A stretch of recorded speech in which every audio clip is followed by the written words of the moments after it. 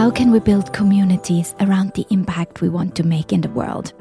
How do we get people engaged and excited to support our missions when everyone is so busy already? How do we get others to care? This season will bring you people that decide to look closer. They look where others have turned away. They are building communities to make a positive impact. I am Regina Larco, and this is #Impact, a podcast about stuff that matters.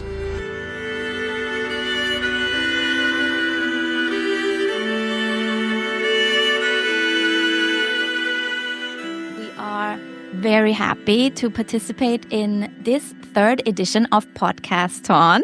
For 1 week, more than 1,000 podcasts will highlight a charity of their choice. And today I have the pleasure of welcoming Libby Alexander, co-founder and CEO of Hong Kong-based Splash Foundation. Splash Foundation is empowering and transforming communities through swimming. They support people in Hong Kong, and I think other places as well. Was it Singapore as well, where you're active now, Libby? Yes. Hong Kong and Singapore, who don't normally have access to or the means for swimming lessons and they come in to help them take that first leap.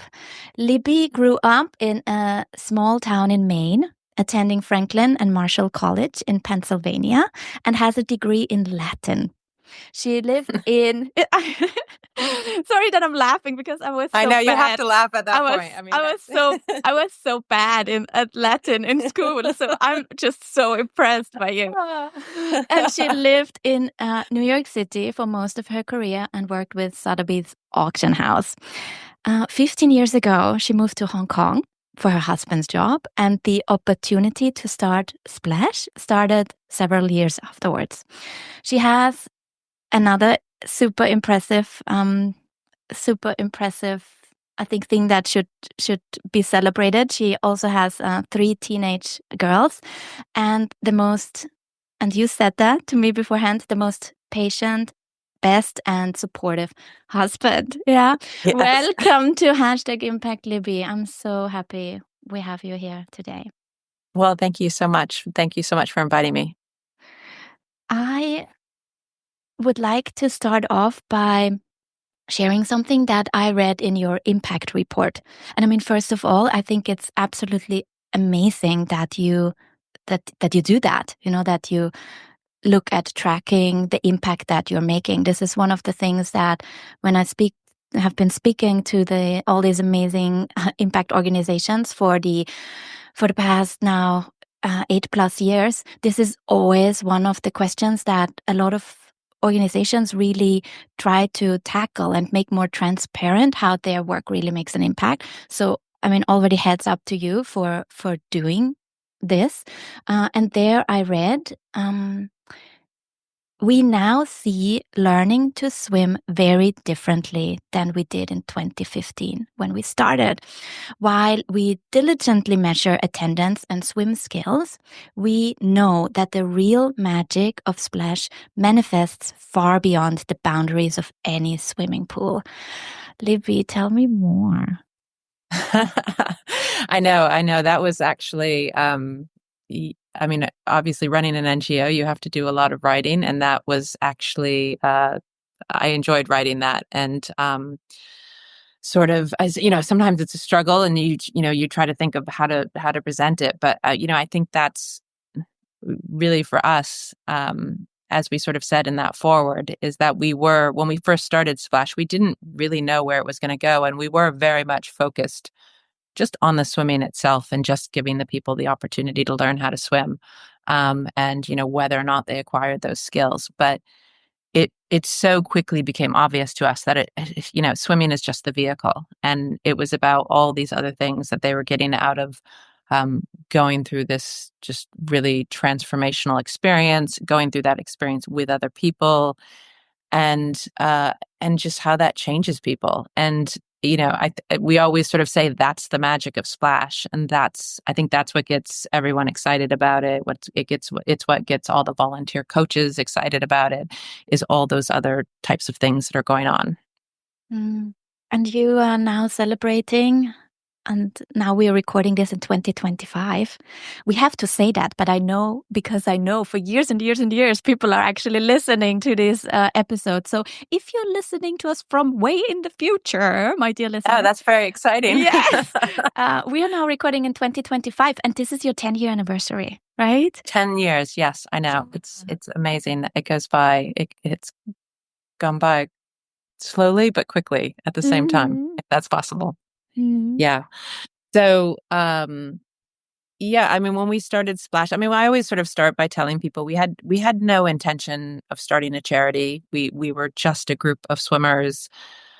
It was the idea of Simon Holiday, and he sort of sent an email out to a number of people that sort of swam open water regularly. I was not one of those people, but I was on the email list. I didn't know who he was at the time, and he just had this idea for teaching domestic workers here in Hong Kong how to swim on a Sunday. I think anecdotally, he sort of saw a lot of these women, obviously on Sundays it's usually their only day off. They only get one day off a week. And, they're, as sort of sitting on pieces of cardboard in sort of other parts of the city, and just thinking maybe there's something else they might want to do with their day off. And, seeing women at the beach, and they might go in the water, but they weren't really going past their knees or past their waist, and then just kind of splashing around. And just started asking around and realized that many of these women didn't know how to swim. So, that's sort of how we started. I just responded. I'm like, I think that's a great idea. I want to help. I was a competitive swimmer growing up, but I hadn't been swimming for a long time. So, it was just, I thought it was a great idea. I had the situation with the helper that worked in our home. About a year previous to that, I sort of discovered like she was going out in the evening, and I didn't realize she was going out in the evening. And so I sort of asked her, I was like, "Are you going out in the evening? I just want to know if you're in the house or out of the house. I don't mind if you go out after you're done working." But and she said, "Yes, I am." And she's like, "I'm going to the beach at night. My friends are trying to teach me how to swim at the beach." And I just thought, oh my gosh, that's like the most unsafe thing to be like, is trying to learn how to swim in open water in the dark at night, and friends teaching her. And I remember looking around at the time for lessons, and I didn't, there wasn't really anything unless I was, for adult lessons for learn to swim, unless I was prepared to sign her up for sort of private lessons. There wasn't much available. So when Simon sent his idea around, I thought, yeah, I'd love to help and see if we can make something of this. Mm-hmm. And it is such an empowering experience, right? I just, I guess I always, just growing up in a very privileged home, well, in a safe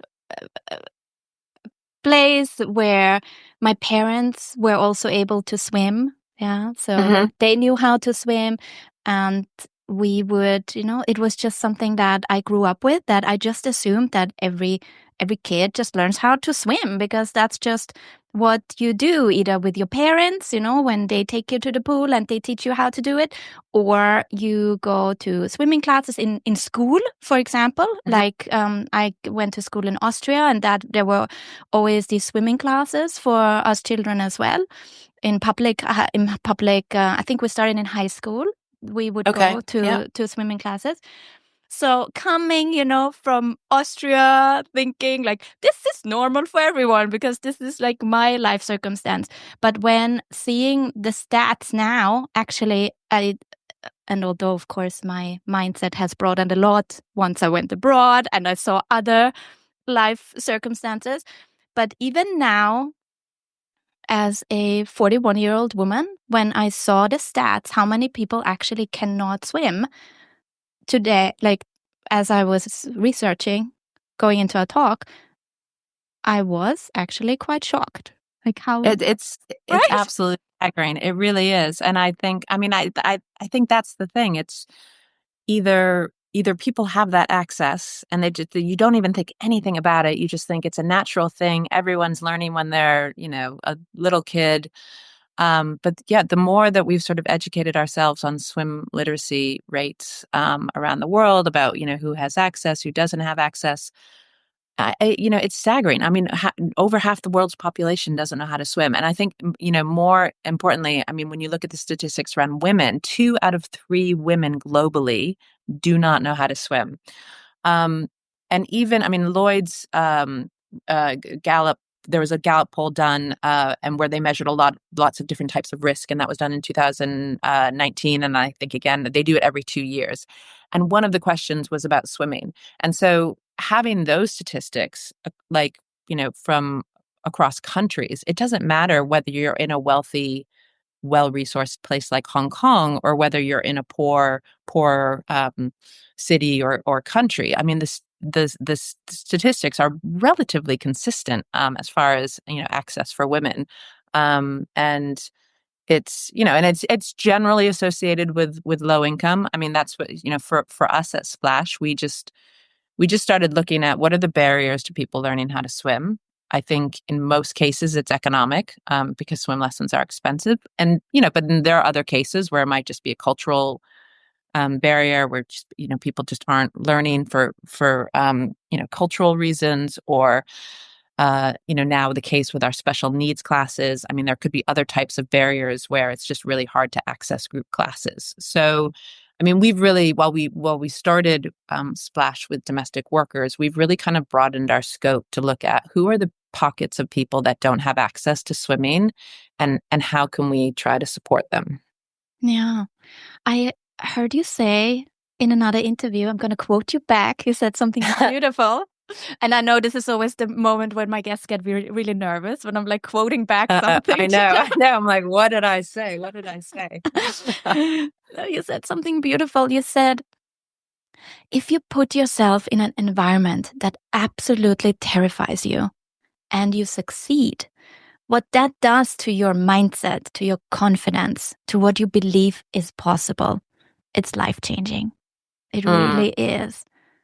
Because a lot of the people, especially, right, the older we get, I mean, this doesn't just relate to grown-ups though, yeah, but oftentimes I feel the things we don't learn as children, and then we are grown-ups, our mind goes like crazy, right? We are scared. Yeah.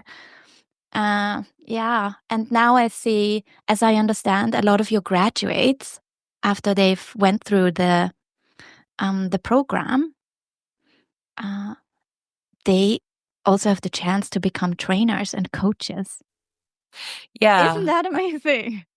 I mean, I think that was when we stumbled sort of on that idea, when we had that idea, that was, hands down the best idea that we've ever had. And it's been such a huge success to us. And I mean, obviously it's a no brainer. Now that I think about it, I'm like, why did we not think of that initially? Because I mean, it's what's going to make Splash sustainable. It's what's allowed us to grow.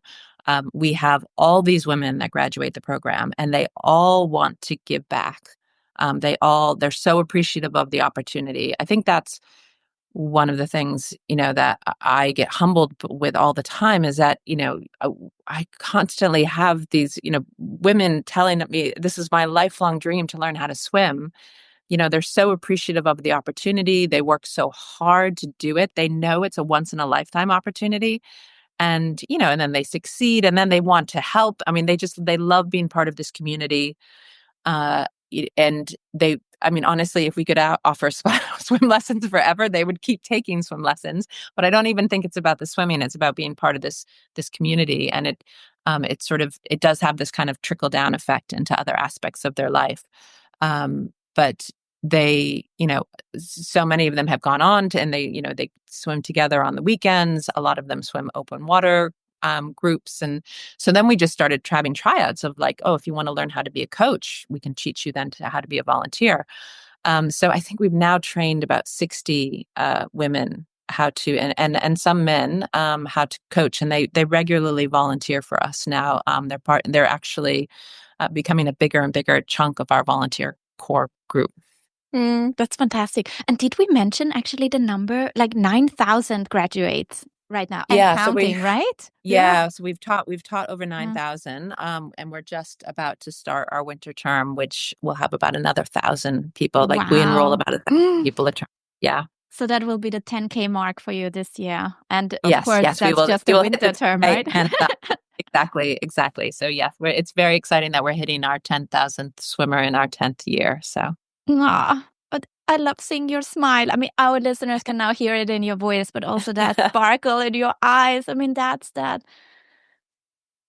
amazing, Libby. You know, something that came of an idea and of an email that you received, and now look at that, and something that is actually so easy to replicate. Like, it's the concept of it.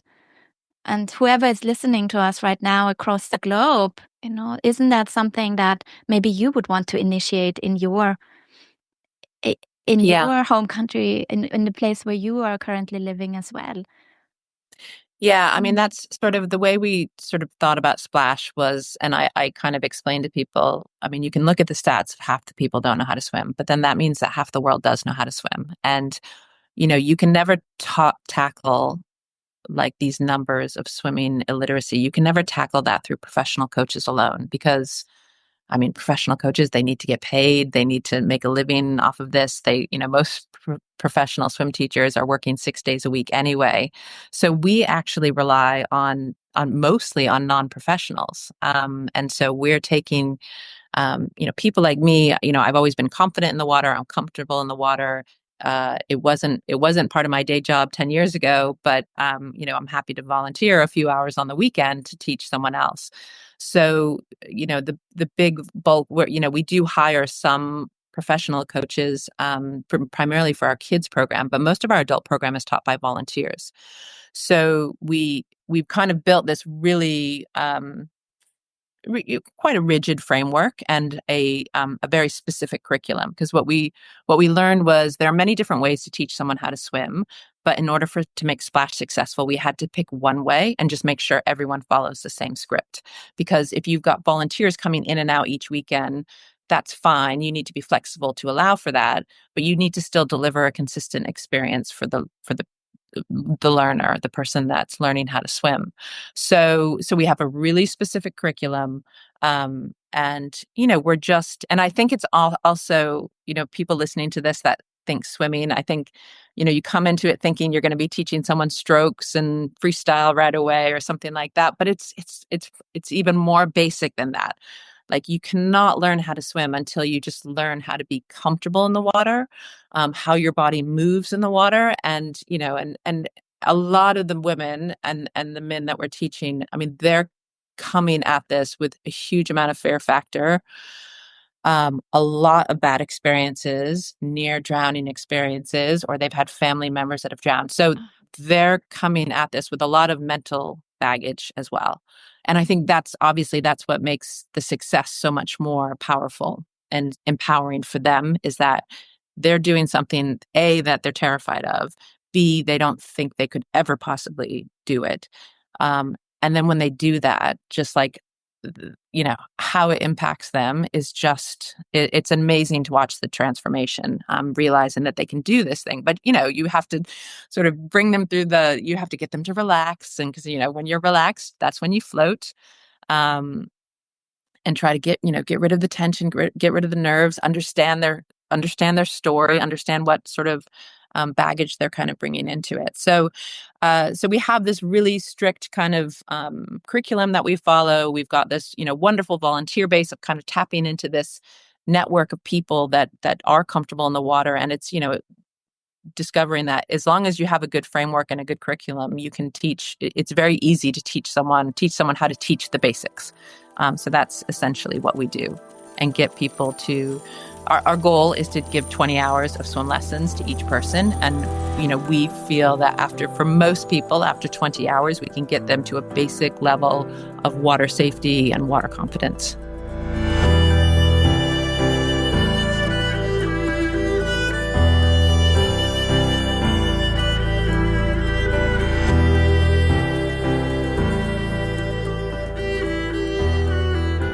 And I understand there's also a long wait list. So you are really thought after. Yeah, people know about you now, and of course, word of mouth. The more people are in your programs and hear about your amazing programs, the more people also want to join. I understand you also have a lot of charity partners that you then work together with as well. And I wonder, as a change maker, and I feel I see this with everyone I've talked so far. You always kind of want to do more. You kind of want to, like, you want this impact to spread and to once you feel and you see that transformation and you see that amazing thing that happens to your beneficiaries' lives and how that lifts them up, these people from marginalized communities that usually wouldn't have had this opportunity if it wasn't for your organization. You always kind of want to do more, but you cannot do more without also getting people on board to support it. Especially if you're structured in that way, that you're an NGO, a charity, you need to get people to not just volunteer and help as the coaches, but you also need people to fund the operations. And I mean, should we get a little bit more into the hardship of it all? No, should we dig it all out? Because banging the drum for money.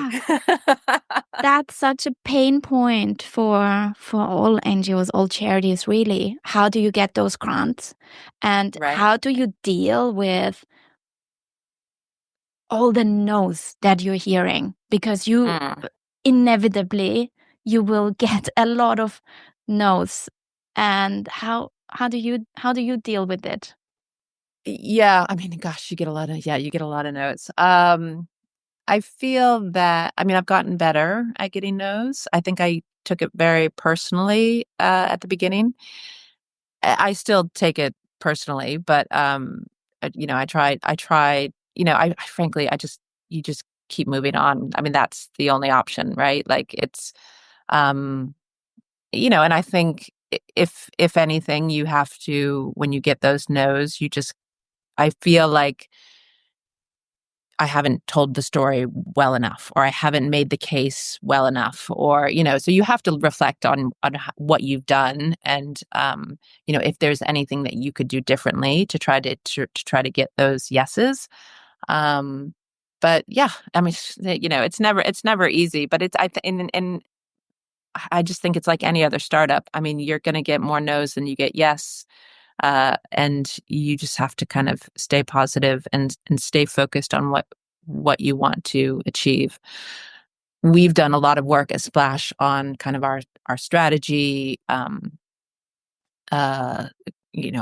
objectives and everything. So we're quite tight on what we do, and I think that helps because there are times where you have conversations with funders, and I always sort of I heard this sentence actually in a recent panel discussion where someone was saying, you either measure yourself or you're going to be measured by someone else. And he was making the point that you have to be clear as an organization what you think is important to measure. And if you're not clear on that, then other people, primarily funders, will tell you what you should be measuring. And I mean, I've had that conversation with lots of funders and it's so true, and it really resonated with me. So I think, if you're not clear on what you're trying to achieve and what impact you want to have and your strategy for getting to that impact, you will get challenged a lot. By other people, and they will, obviously every foundation, they have their, strategy. They've got their impact that they want to achieve. So they will try to fit you into their box, in order to get the money. So, you just have to be really clear, and you're not going to align with everyone. I think that's the other point, is just accepting that you're not going to fit with everyone, and being okay with that.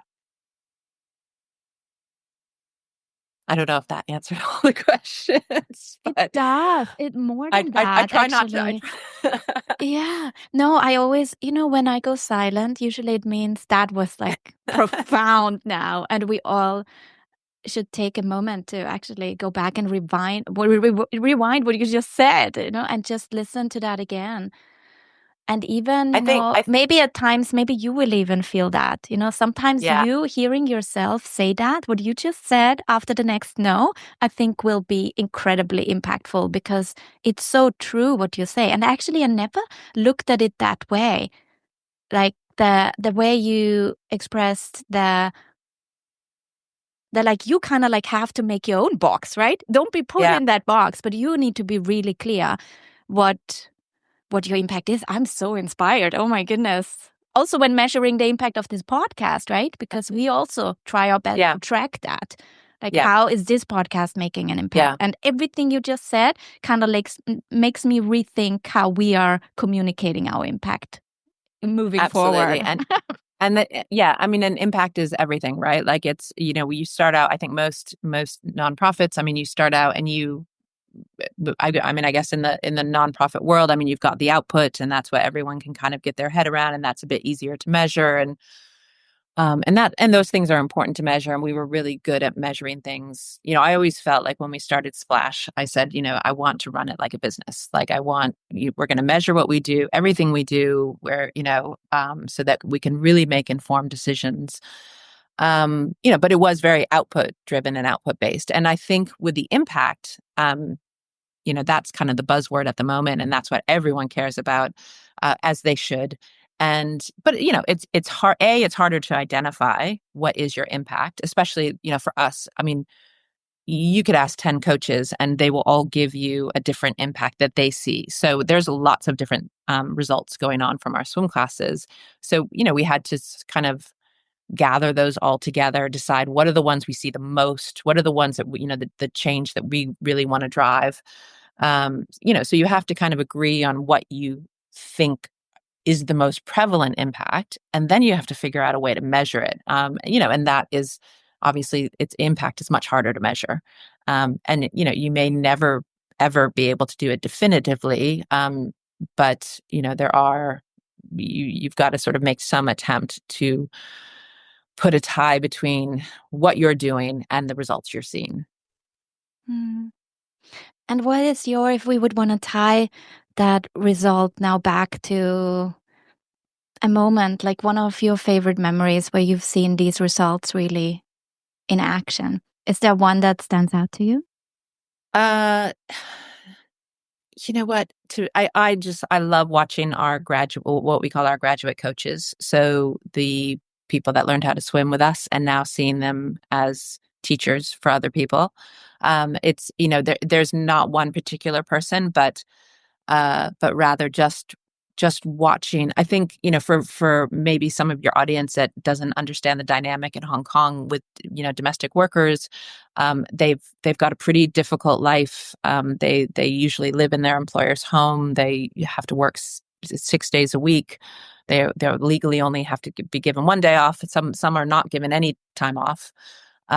It's not an easy life, and they're constantly their job is domestic help and being told what to do. And so um, they are not used to be putting in any type of kind of leadership position, or being able to dictate, or tell other people kind of what to do. Nor are a lot of them comfortable with that because they have never been in that position before. So to watch someone come from that background, and then being made a coach and being sort of held up as like an example for all the new splashers. Like, this is Brenda, and she learned how to swim just like you 2 years ago, and now she's going to be coaching you. Um, you know, the way they hold themselves, the way they sort of deliver the lessons, just the confidence in their voice. How they interact with people, how they interact with the other coaches. I mean, it's a completely diverse group of coaches. So, they're coaching with local professional coaches. They're coaching with expat coaches, like professionals. They're coaching next to, lawyers, teachers, or whatever, who are doing this as their volunteer role. In some cases, they've kind of made their way up our coaching chain. So they're the lead coach in a group. So they're not only coaching 12 students, they're also directing other coaches on what to do. So to see someone go through that trajectory is really, it's just so wonderful to watch. I got goosebumps hearing you say all that. Oh, it it makes me quite emotional also, because I I feel that. Like, I feel what you just said and the importance of that. And Yeah. this is so, I find often difficult to track, because how do you put a feeling? How do you put a how do you put a price on that? Because you can't. Mm, It's mm, priceless. But it's something that I celebrate you for that, for making, for showing up despite the no's, and of course getting the yeses as well. Of course, you've been growing the organization incredibly over the past 10 years. Happy 10 mm-hmm. year anniversary again. But I know that, I guess it's those, maybe also a little bit that feeling that we get as change makers, when those, that keep us going. I don't know. I just assume Mm. now that this is something why you also continue to show up for Yeah. Splash. I mean, it's truly, truly joyful work. I do feel lucky in that sense, in that I've got a lot of friends in the nonprofit sector that deal with, a lot of things in the nonprofit sector are, it's tough subject matter. It's, helping people that, at very low moments of their life. It's really, really difficult work. And I sometimes feel a little bit guilty, because at Splash, it's really such happy work. I mean, we're basically getting, people that want to be there, and there's no better feeling than teaching someone who wants to learn something, and they're 100% engaged. And uh the trust they put in us. I mean, to be, they're absolutely terrified, but they are willing to listen to you, and they want this so badly that they are willing to trust you, and and do what you ask them to do. So it's a really kind of wonderful experience. I think most of our volunteer coaches, most of our lessons take place on a Saturday or Sunday, and we run our volunteer sessions in like 2-hour blocks. And I think for most of our coaches, it's the best 2 hours of their week. You come out of there feeling you could have had the worst week at work, and sort of not things not going well at home, and you come out of a volunteer session at Splash, and you're just completely jazzed up, because these women bring so much commitment and so much joy, working so hard in the lesson, and and you're able to help them, and it's a great feeling. Mm, yeah. Then I would actually love to head over to a quick fire round on that high note and on that energy that you're bringing here. And I'm sure that everyone's listening right now is super inspired by you. I encourage everyone to connect with you as well. Best way to do that? Should we send them to your website, or where should they go? Yeah, our website, splashfoundation.org. And we're also on Instagram, Splash Foundation Limited Ltd, and on Facebook as well, and as well as LinkedIn. So, Yeah. and YouTube. YouTube, I should say, Ooh. actually, on our YouTube channel, we decided, it happened during the pandemic, and it wasn't sort of an intentional decision, but it just coincided that we were kind of refilming our curriculum, and we had a grant to refilm it and get it professionally filmed. And we put that up on YouTube, because we just decided, okay, this is part of our mission. We're gonna put our entire sort of learn to swim progression on YouTube for free, because we know we have a really good one, and we know that as I said before, swim illiteracy is an issue everywhere. And it's amazing. It's had nearly 4 million views of Wow. our swim series. And what's really exciting for us is the viewership, is it's highest in places like India, Bangladesh, Pakistan, uh, Indonesia, places with traditionally really low swim literacy. So we know that we're having an impact, obviously, beyond Hong Kong, beyond our classes in Singapore. And I think that's something, as an organization, we're looking more, we're looking at that more, because we're very programmatically driven here. It's really about how many programs can we run, how many people can we teach. But I think, we're starting to look in the space of what can Splash Foundation do, about, like helping other cities set up similar programs? What resources can we share so other people can do this, and how can we advise on these programs being set up?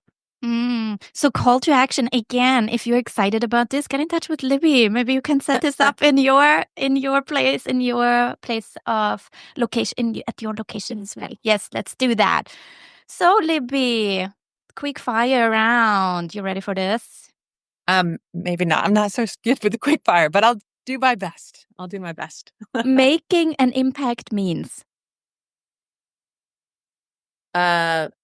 changing lives.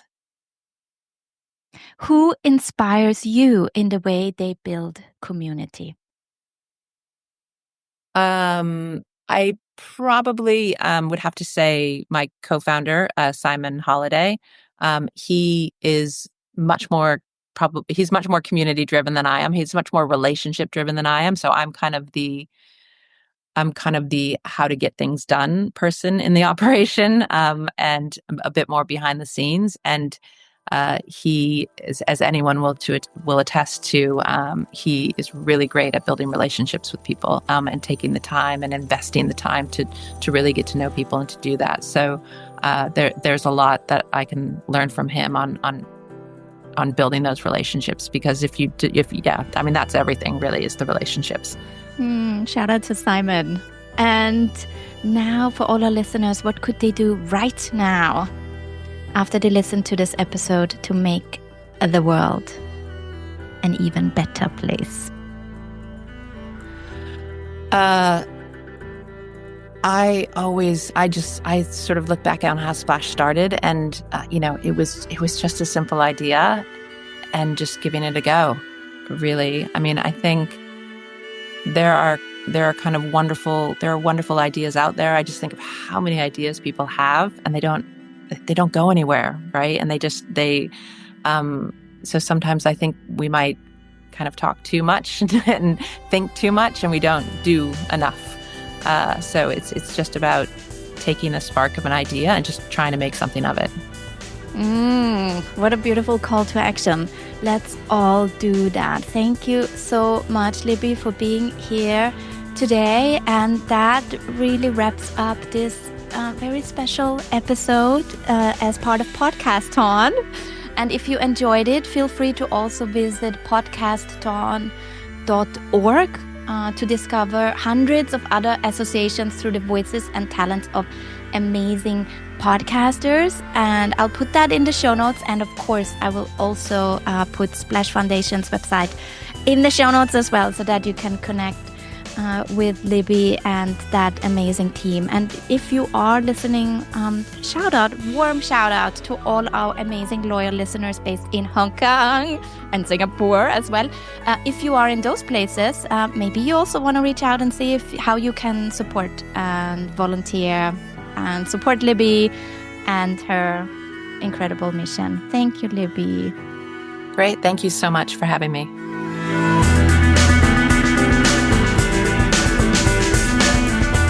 Thank you so much for joining today. If you would like to get your voice heard on #Impact, just send a voice note at #impact.com/story. I will include the link in the show notes as well, so you can easily find it. And if you love what you're hearing here, please tell your friends about it too. I talk to you soon. Bye.